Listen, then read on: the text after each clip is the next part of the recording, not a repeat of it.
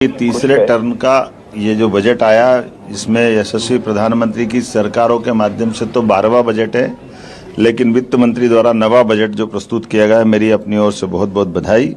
ये विकसित भारत 2047 का बजट पेश है, जिसमें गरीब, युवा, अन्नदाता और महिलाओं पर विशेष फोकस किया गया। खास करके बजट की जो दिशा और लक्ष्य है, वो लक्ष्य भारत को सशक्त भारत की तरफ ले जाने का है, जिसमें आर्थिक ग्रोथ को बढ़ावा दिया गया है। सभी वर्गों के साथ जनता के कल्याणकारी योजनाओं पर विशेष ध्यान दिया गया है।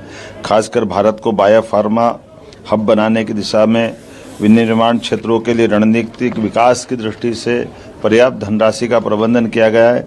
क्लिनिकल ट्रायल स्थलों का विकास किया जाएगा, जिसमें 1000 ट्रायल स्तर बनेंगे।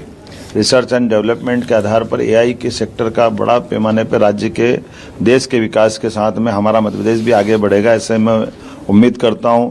वस्त्र उद्योग के सेक्टर में रिफॉर्म करेंगे, जिससे राज्यों को लाभ मिलेगा। 5 लाख से ज़्यादा आबादी वाले शहरों का विकास और खासकर इसके लिए 5000 करोड़ का प्रबंधन करने का व्यवस्था की गई।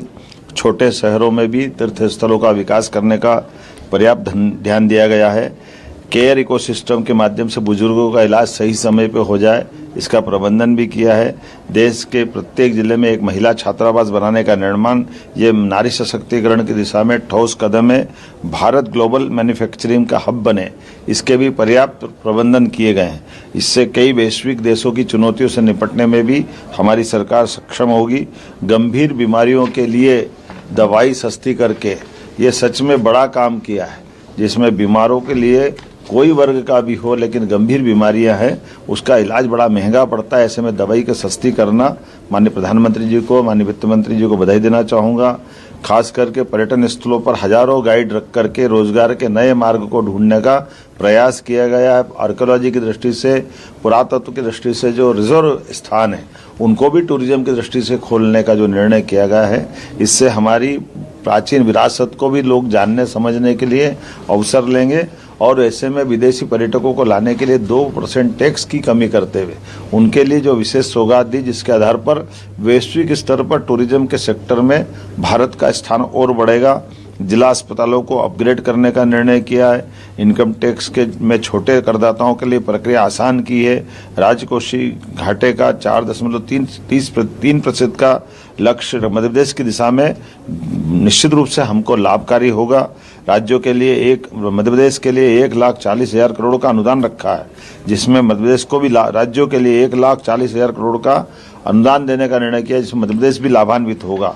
मध्य प्रदेश तो टेक्सटाइल के क्षेत्र में भी, जब पीएम मित्र पार्क का उद्घाटन हमने भूमि पूजन माननीय प्रधानमंत्री जी के माध्यम से किया था, जिसमें 3 लाख से ज़्यादा लोगों को रोजगार मिलेगा।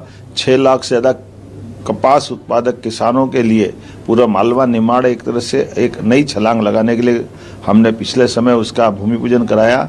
इससे इस बजट के माध्यम से वैश्विक स्तर पर कॉटन के कपड़े, रेडीमेड गारमेंट्स, सभी प्रकार के सेक्टर के लिए अनोखी और बहुत दूरगामी दृष्टि से नीतियां बनाई गई है, जिसका लाभ पूरा देश उठाएगा, मध्य प्रदेश उठाएगा।